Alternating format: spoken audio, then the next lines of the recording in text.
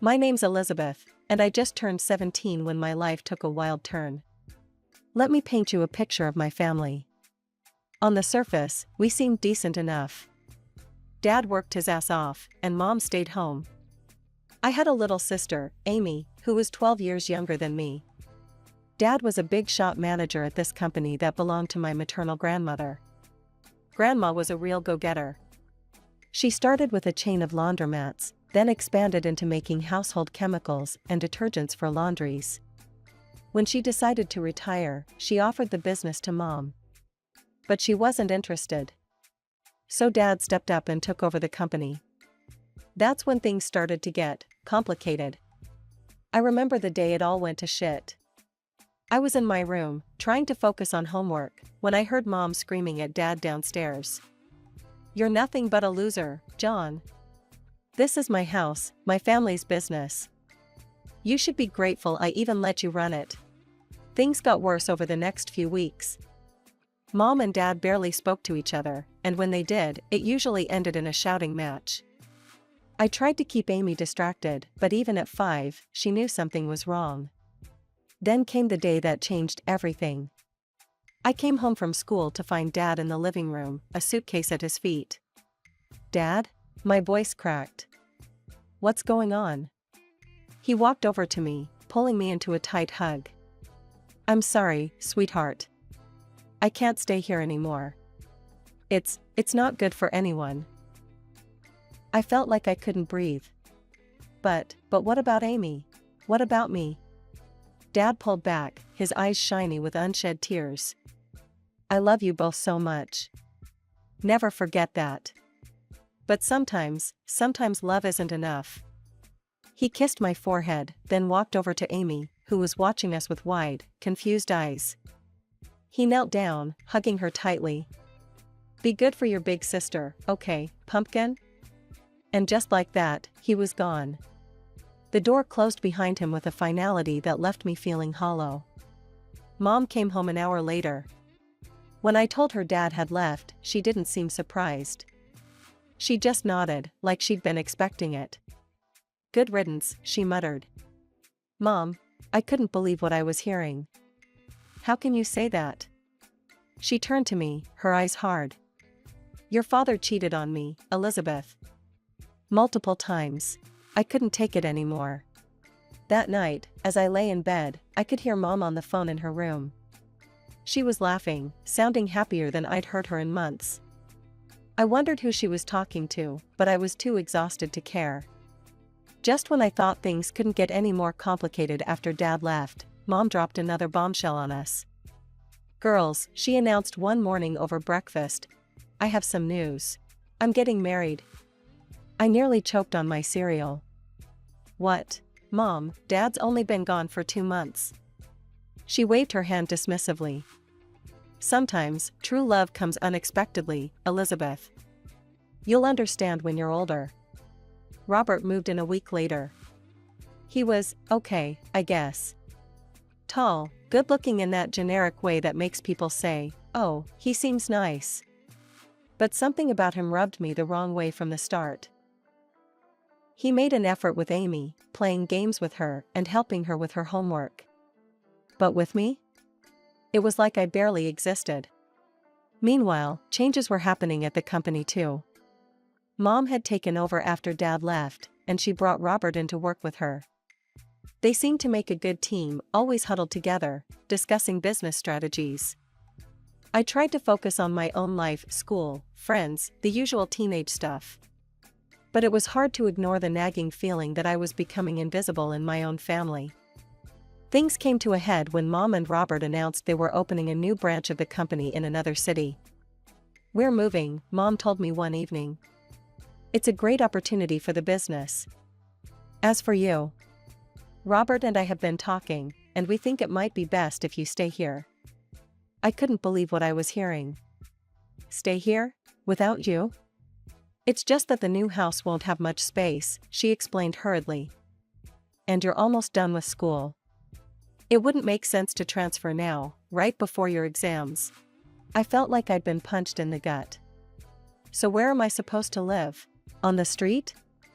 Don't be dramatic, Elizabeth, Mom scolded. You'll stay with your grandmother. She's already agreed to it. I stormed off to my room, slamming the door behind me. As I lay on my bed, hot tears of anger and hurt streaming down my face, I couldn't help but wonder, when did I become such an inconvenience to my own mother? The next few weeks were a blur of packing boxes and tearful goodbyes, not from me, but from Amy, who didn't want to leave her friends. I helped her pack, trying to put on a brave face for her sake. "Will you come visit us, Lizzie?" she asked, her big brown eyes full of tears. I hugged her tightly. "Of course I will, Squirt. You can't get rid of me that easily." The day they left, I stood on the porch with Grandma, watching as the moving van pulled away. Mom gave me a quick hug, Robert nodded awkwardly, and then they were gone, taking Amy with them. Living with Grandma wasn't as bad as I'd feared. She was cool in her own way, giving me space when I needed it, but always there with a cup of tea and a listening ear when I wanted to talk. Still, it wasn't home. My 18th birthday rolled around faster than I expected. I woke up that morning feeling weird. Like I should be excited, but all I felt was empty. Mom called, of course. "Happy birthday, sweetie." Her voice was bright, almost too cheery. "I'm sorry we can't be there. Work's just crazy right now. We'll celebrate when we visit next month, okay?" I knew we wouldn't. They hadn't visited once since they left. "Sure, Mom. Sounds great." Grandma must have sensed my mood, because she went all out. She let me invite a few friends over, ordered my favorite food, even baked a cake herself. For a few hours, I almost forgot about everything else. The next morning, Grandma called me into her home office. She had the serious look on her face that made my stomach clench. "Sit down, Elizabeth," she said, gesturing to the chair across from her desk. "We need to talk." Oh God, I thought. She's kicking me out. Where am I gonna go? But then she smiled, reached into her desk drawer, and pulled out a small folder. "Happy birthday, sweetheart. Open it." I did, and nearly dropped it when I realized what I was looking at. "Grandma, is this?" She nodded, her eyes twinkling. "The company is yours now, Elizabeth. I see potential in you, kiddo.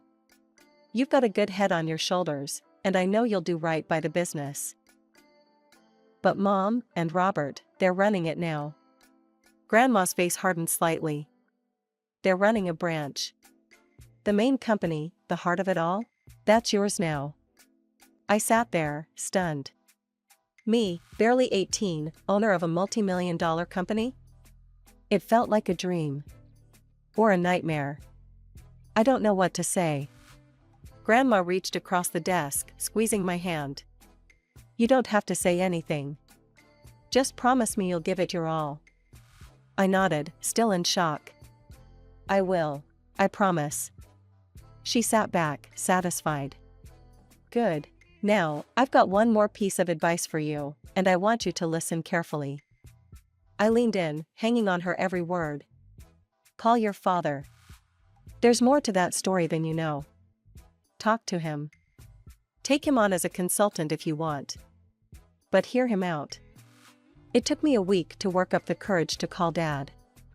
We agreed to meet at a small cafe downtown. When I saw him, my heart clenched.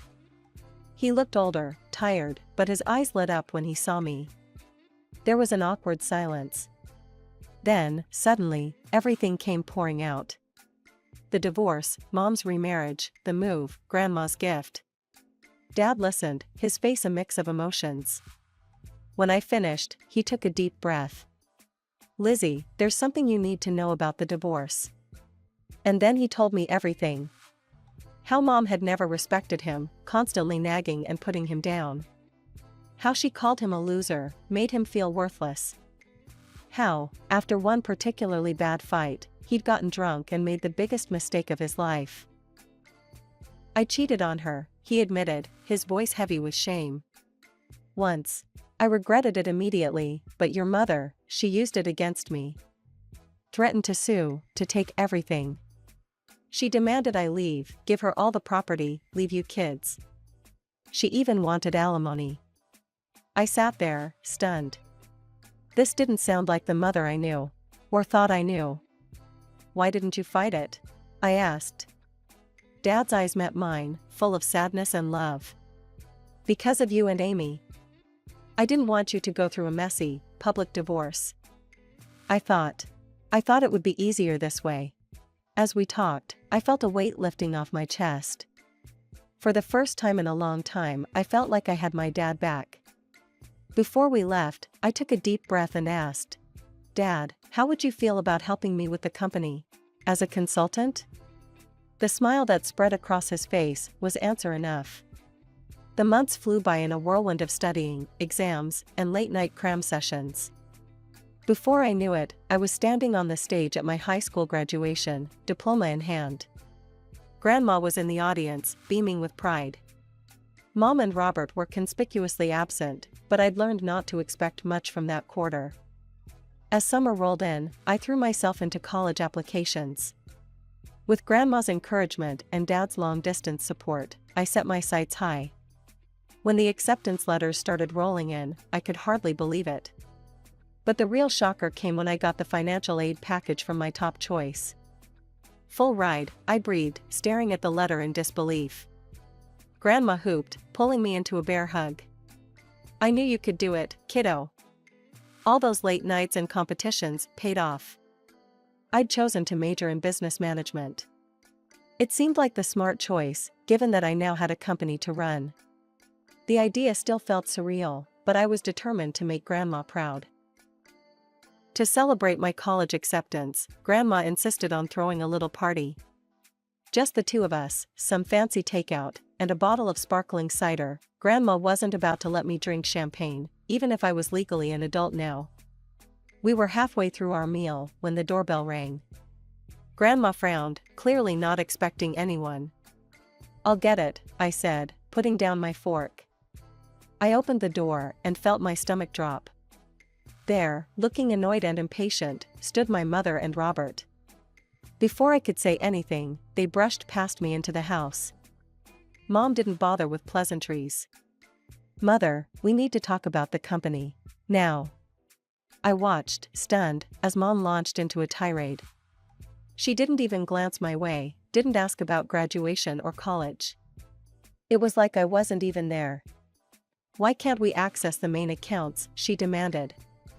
And why are you blocking the transfer of capital to our subsidiary?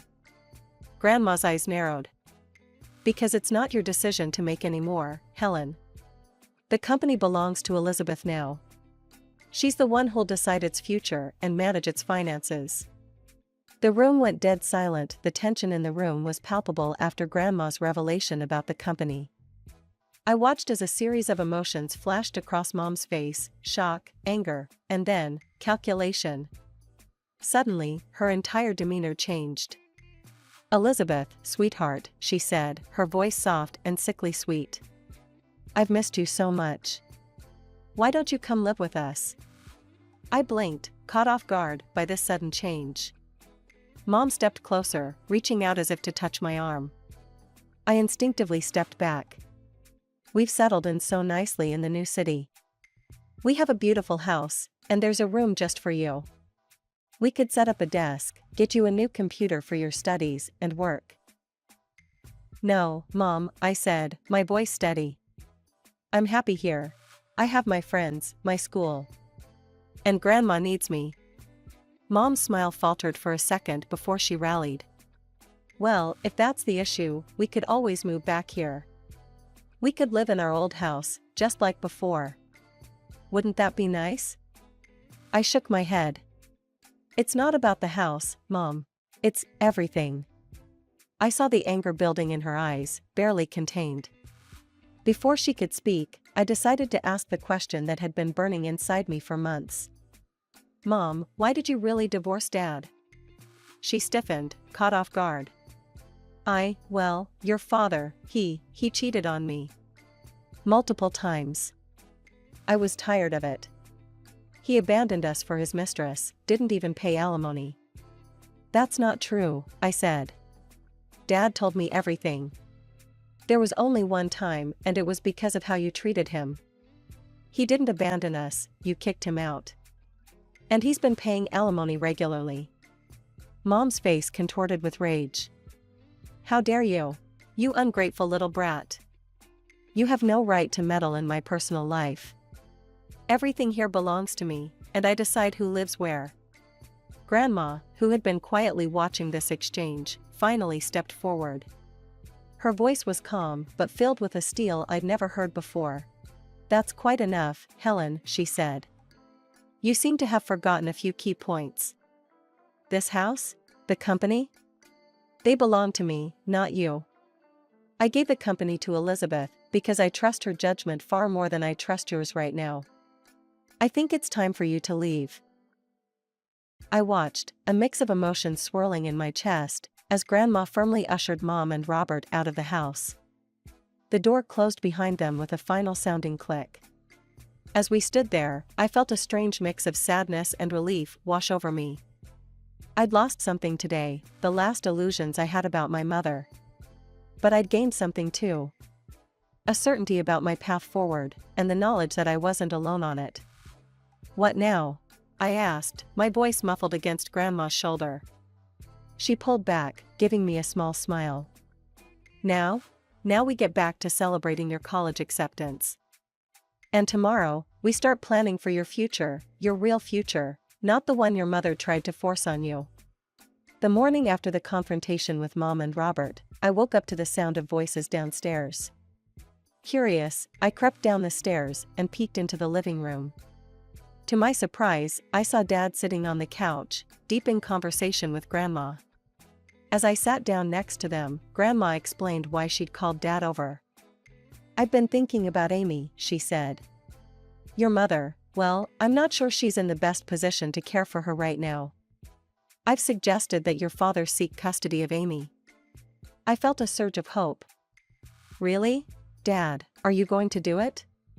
He ran a hand through his hair, looking both nervous and determined. Yeah, I am. It won't be easy, but Amy deserves better than what she's getting right now. I couldn't help it, I threw my arms around him. Thank you, Dad. As we pulled apart, Grandma cleared her throat. There's more, she said. I've hired a private investigator to look into your mother and Robert's affairs. Over the next few weeks, life fell into a strange new rhythm. I started my college classes, throwing myself into my studies with a determination I'd never felt before. Dad came over regularly, and we worked on rebuilding our relationship. It felt good, having him back in my life. Then, about 3 weeks after that morning conversation, Grandma called us both over. Her face was grave as we sat down. The investigator's report came in, she said without preamble. And, well, it's worse than we thought. She laid out the facts, each one hitting like a punch to the gut. Mom had been cheating on Dad for years, long before the divorce. Her affair with Robert had started while she was still married to Dad. There were hotel receipts, records of expensive gifts, all painting a damning picture. But that wasn't even the worst of it. Robert is a con man, Grandma said, her voice hard. He's done this before, seducing wealthy women, convincing them to move assets around, and then disappearing with the money. I felt sick. So when they wanted to move the company's capital? Grandma nodded. Exactly. He was planning to steal it all and run. We sat in silence for a moment, each lost in our own thoughts. Finally, Grandma said that we needed to confront Mom with the truth. The meeting was set for the next day. Mom arrived at Grandma's house looking annoyed and impatient. Her expression changed to one of surprise when she saw Dad there too. What followed was one of the most painful conversations I've ever been part of. Grandma laid out all the evidence, the affair, Robert's history of fraud, his plans to steal from the company. With each revelation, I watched my mother's face, hoping to see some sign of remorse or understanding. Instead, all I saw was denial. This is ridiculous, Mom sputtered. Robert loves me. He would never. You're all just jealous of our happiness. Dad tried to reason with her. Helen, please. Look at the evidence. Think about Amy. Is this really the kind of man you want around our daughter? But Mom wouldn't hear it. She stood up, her face flushed with anger. I don't have to listen to this. Robert is a good man, and I trust him completely. You're all just trying to ruin my life. With that, she stormed out, slamming the door behind her. As we sat there, I realized something. This wasn't the end. It was just the beginning of what was sure to be a long, difficult battle. But looking at Dad and Grandma, I knew I wasn't facing it alone. The next few months were a whirlwind of legal battles and emotional turmoil. Dad, with Grandma's unwavering support and her lawyer's expertise, filed for custody of Amy. I tried to stay focused on my studies, but it was hard not to get caught up in the drama unfolding around me. The day of the custody hearing arrived, and I insisted on being there. The proceedings were grueling. Mom's lawyer tried to paint Dad as an absent father, but our lawyer came prepared. He presented evidence of Dad's consistent alimony payments, his attempts to stay in touch with us, and the stability of his current living situation. Then came the bombshell, the private investigator's report on Robert's fraudulent past and their plans to embezzle from the company. I watched Mom's face as the evidence was presented. She looked shocked, then angry, then lost. For a moment, I almost felt sorry for her. Almost. When the judge announced his decision, granting Dad full custody of Amy, I felt a mix of relief and sadness. Relief that Amy would be safe, sadness that it had come to this. As we left the courthouse, Amy in Dad's arms, Mom approached us. "This isn't over," she hissed, her eyes blazing with fury. Grandma stepped between us. "Yes, Helen, it is. Go home." The hits kept coming for Mom after that. The judge ordered her to pay child support to Dad for Amy. It was a reversal that clearly shocked her. She'd always assumed she'd be the one receiving support, not paying it. I threw myself into my studies and learning about the company, trying to distance myself from the ongoing drama. But it was hard to ignore the satisfaction I felt when I heard that Robert had left Mom, running off with another woman and a significant chunk of Mom's personal savings. It was a crisp autumn evening when Dad called me, his voice tight with suppressed emotion. "Your mother showed up at my place today," he said. "She wanted to reconcile. Said she'd made a mistake, that she wanted us to be a family again." My heart clenched. Part of me, a small, childish part, wanted him to say yes. Wanted our family back the way it used to be. But I knew too much now. We'd all been through too much. I told her no, Dad said firmly. I told her that ship had sailed a long time ago, and that I wouldn't put you or Amy through that again. I let out a breath I didn't know I'd been holding. "Good," I said, surprised by the strength in my voice. "You deserve better, Dad. We all do." There was a pause, and when Dad spoke again, I could hear the smile in his voice. "When did you get so wise, Lizzie?" I laughed, feeling lighter than I had in months. "I learned from the best." As I hung up the phone, I looked around my room at Grandma's house. My textbooks were spread out on the desk, next to a stack of reports from the company. Photos of me with Dad and Amy smiled back at me from the bulletin board. This wasn't the life I'd imagined for myself a year ago. It wasn't perfect, there was still so much to figure out, so many challenges ahead. But it was real. It was mine. I thought about Mom, suddenly alone after all her scheming and manipulations. I felt a twinge of pity, but it was overshadowed by a sense of justice. She'd made her choices, and now she had to live with the consequences. As for me? I had a family that loved me, a company to run, and a future full of possibilities. It wasn't the path I'd expected, but standing at the threshold of my new life, I realized something important. Time flies when you're juggling college and a multi-million-dollar company. Before I knew it, I was halfway through my degree, buried in textbooks and financial reports. Weekdays were a blur of lectures and late-night study sessions. But weekends? Those were sacred. Every Friday, I'd pack a bag and head home to Dad and Amy. "Lizzie," Amy would squeal, tackling me with a hug the moment I walked in. At 10, she was all gangly limbs and endless energy. Dad would emerge from the kitchen, usually wearing an apron. "Just in time for dinner," he'd say with a grin. Those weekends became my anchor. We'd eat together, Amy chattering about school, Dad and I discussing the company. After Amy went to bed, we'd often stay up late, poring over business strategies. Sundays usually found us at Grandma's. She'd cook up a storm, filling the house with the smell of roast chicken and apple pie. After lunch, we'd sit on the porch, talking about everything and nothing. "I always knew you had it in you, Elizabeth," Grandma would say, squeezing my hand. As graduation approached, I felt a mix of excitement and apprehension. Dad was true to his word, running the company with skill while preparing me to take over. "I'm ready to hand over the reins whenever you are," he told me one evening. I hugged him tight. "Thank you, Dad, for everything." Life wasn't perfect. There were challenges ahead, decisions to be made, a company to run. But as I looked at my little family, Dad, Amy, Grandma, I knew we could face anything together.